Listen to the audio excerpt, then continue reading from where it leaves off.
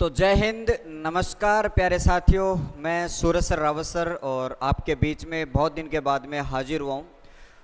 आज मैं जिसके ऊपर चर्चा कर रहा हूँ, आशा और उम्मीद करता हूँ कि आपने थंबनेल देखा होगा और उसी थंबनेल के ऊपर हम बात करने वाले हैं एलडीसी एग्ज़ाम 2024 की अनुमानित कट ऑफ, संभावित कट ऑफ जो है वो क्या रहने वाली है। बहुत सारे विद्यार्थियों ने अन्य वीडियो देख लिए होंगे, तो मैंने सोचा मैं भी अपना एक वीडियो बना दूं। बच्चों के मन में ये रहता है कि अलग अलग सर से जो पढ़ते हैं उनका भी वीडियो एक बार देख लें ताकि कंफर्म हो जाए। तो हम उसके ऊपर बात करने वाले हैं। पेपर का लेवल कैसा था, 2018 में टाइपिंग के लिए किस प्रकार की जो कट ऑफ रही थी और अब कौन सा विद्यार्थी जो है वो कट ऑफ में आए और वो टाइपिंग टेस्ट में लग जाए। तो शुरू से लेकर अंत तक वीडियो देखना और आपके आने वाले मन में एक एक सवाल जो है वो क्लियर रूप से क्लियर होने वाले हैं।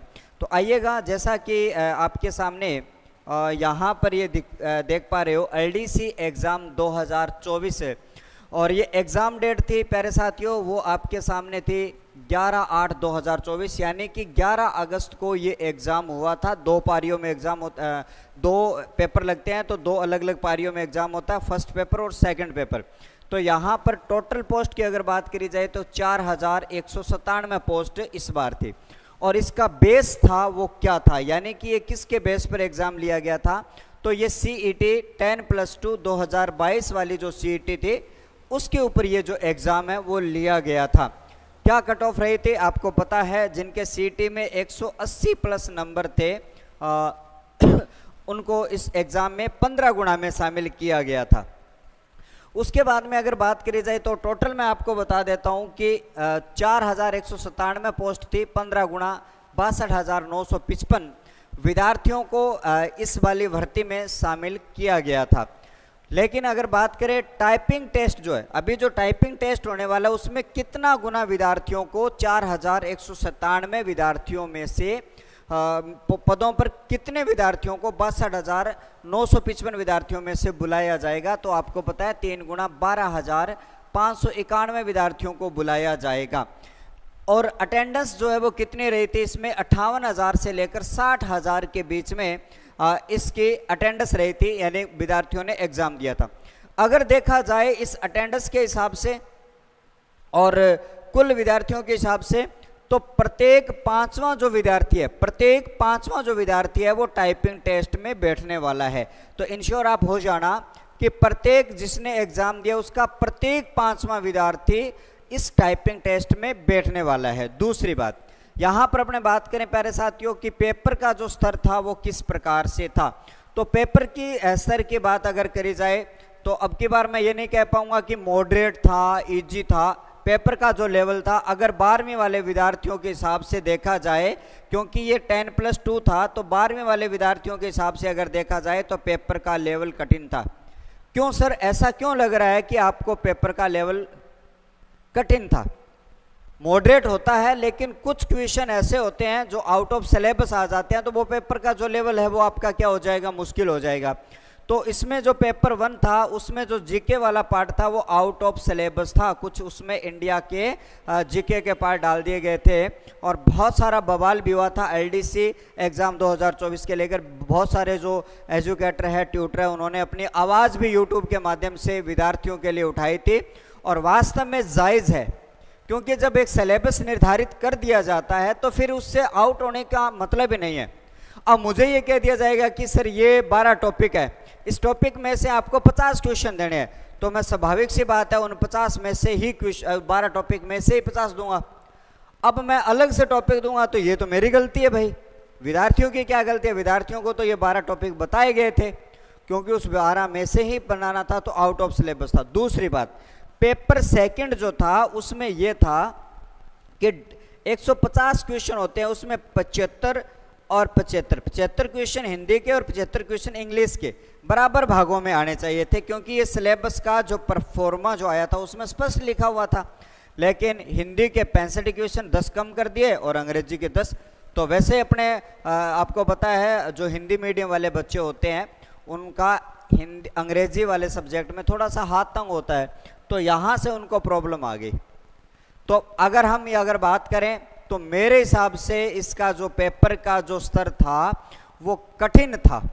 आपको क्या लगता है कि पेपर का लेवल कठिन था? कमेंट करके जरूर बताना ताकि मुझे भी पता चले। तो ये तो रही आपकी फर्स्ट स्लाइड की बात जिसमें मैंने परफॉर्मा पूरा बताया क्या था क्या नहीं था। उसके बाद में पेपर की स्कीम क्या थी?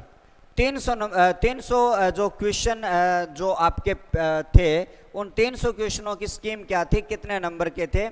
तो देखो फेज 1 जो अभी हो चुका है और फेज 2 होना बाकी है, उसके ऊपर अपने बात करेंगे। फेज 1 का मतलब क्या है सर? रिटन एग्जाम है। फेज 1 का मतलब क्या है सर? रिटन एग्जाम, जो आप अभी 11 अगस्त को एग्जाम देकर आए थे। क्या देकर आए थे प्यारे बच्चों? आप 11 अगस्त को ये वाला एग्जाम देकर आए थे। उसमें देखो पेपर 1 में 150 क्वेश्चन 100 मार्क्स, फिर सेकंड पेपर में 150 क्वेश्चन 100 मार्क्स, यानी कि 300 पर्सन थे और 200 मार्क्स। अगर प्रत्येक क्वेश्चन का वेटेज देखा जाए तो 0.67 एक प्रश्न को इतने नंबर आते हैं। अगर आपने एक क्वेश्चन हल किया है राइट तो आपके 0.67 क्या हो जाते हैं? आपके अनिवार्य हो जाते हैं। फिर उसके बाद में पेपर में एक कंडीशन और लागू थी।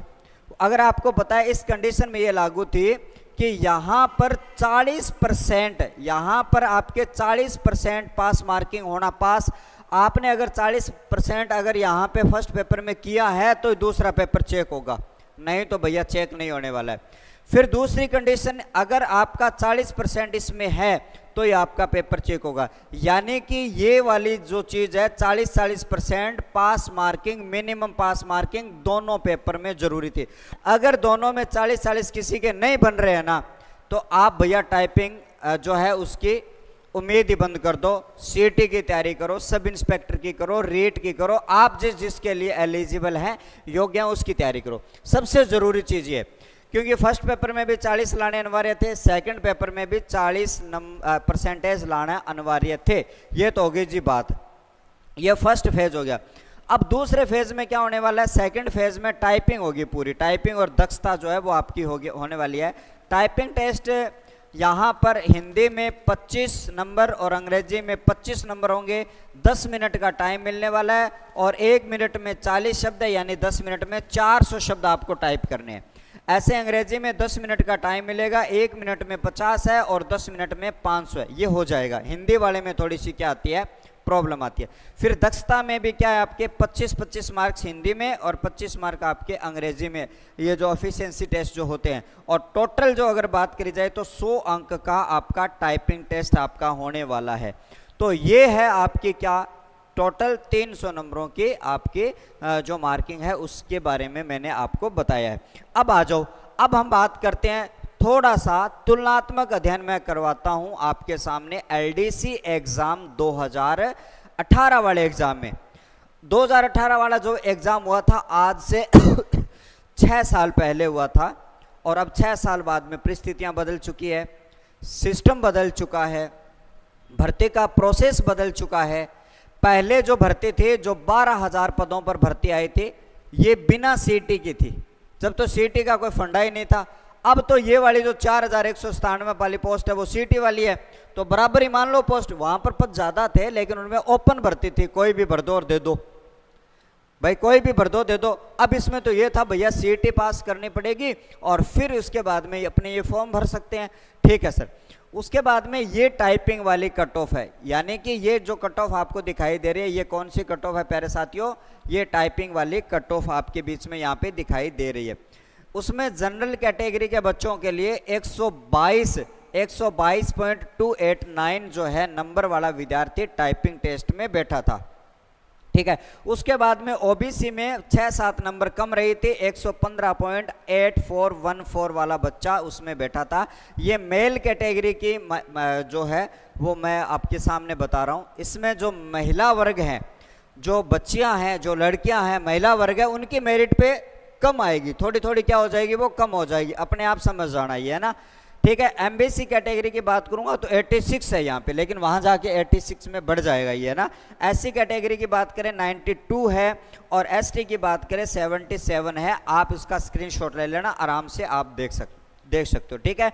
ये तो थी टाइपिंग। ये जिसने भी टाइपिंग के लिए बुलाया था, जिनके इतने नंबर आ रहे थे, उनको क्या बुलाया था? टाइपिंग के लिए, जो 3 गुना में बुलाया था।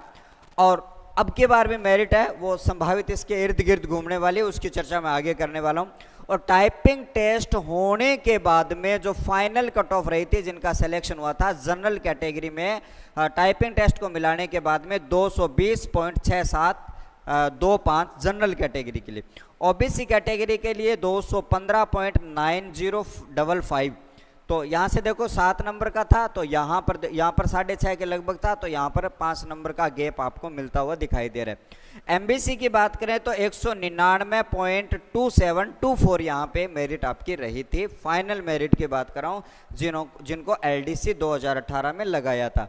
उसके बाद में जो शेड्यूल कास्ट है 192.8993 मेरिट रही थी। उसके बाद में एसटी कैटेगरी और जो शेड्यूल ट्राइबल जो एरिया है उसमें अगर बात करी जाए तो 183.32 जो है वो इसकी मेरिट रही थी। ये फाइनल मेरिट है 2018 की। आओ दोस्तों, अब मैं आपको लेकर चलता हूं इस बार जो मेरिट है, कौन सा बच्चा है उसका सेफ स्कोर है वो अपना टाइपिंग में दमखम लगाना शुरू कर दे, आज से ही कर दे, या जिन्होंने कर दिया उसके लिए बेटर ऑप्शन है, जिन्होंने नहीं करी है वो तैयारी शुरू कर दीजिएगा। आइएगा अगले पेज पर अपने चलते हैं।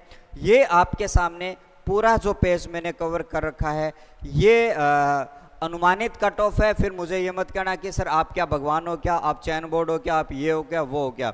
बहुत सारे जो एनालिसिस करने के बाद में मैं इस स्तर पर पहुंचा हूं कि आपको ये बता पाऊं। आपको अच्छा लगे तो लाइक कर देना, ना अच्छा लगे तो स्किप कर देना, कोई दिक्कत वाली बात है नहीं यहाँ पे। तो देखो यहाँ पर ये जो है वो अनुमानित कट ऑफ है, एक्सपेक्टेड कट ऑफ जो है आपके सामने। क्वेश्चन 300 थे, आपके मार्क्स आपके 200 थे, पर क्वेश्चन का जो नंबर बनता है वो आपके सामने ये बनता है।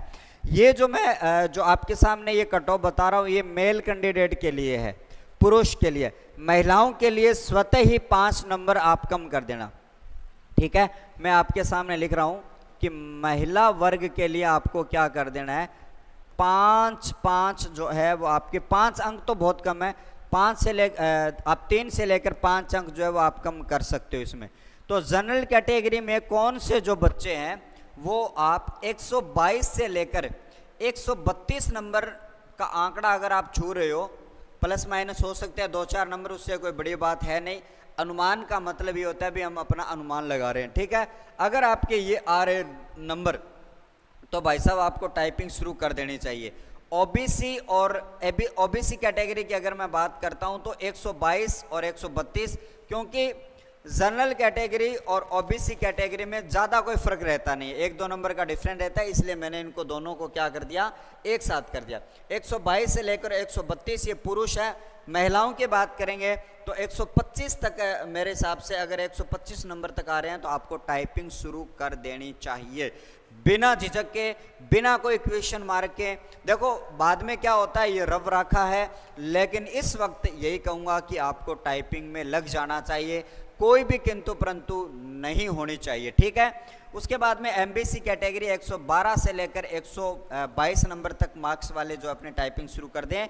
ईडब्ल्यूएस में 120 से लेकर 130 नंबर वाले जो प्रिय विद्यार्थी जो हैं वो अपनी टाइपिंग टेस्ट शुरू कर दें। आप कहोगे सर आप तो उनके जो लास्ट ईयर जो 2018 में हुई थी उसके हिसाब से, क्योंकि उस समय परिस्थितियाँ अलग थी, सीटी नहीं था, अब सीटी है, सीटी वाले बच्चे इसमें बैठे हैं तो अलग कंडीशन है सारी, है ना।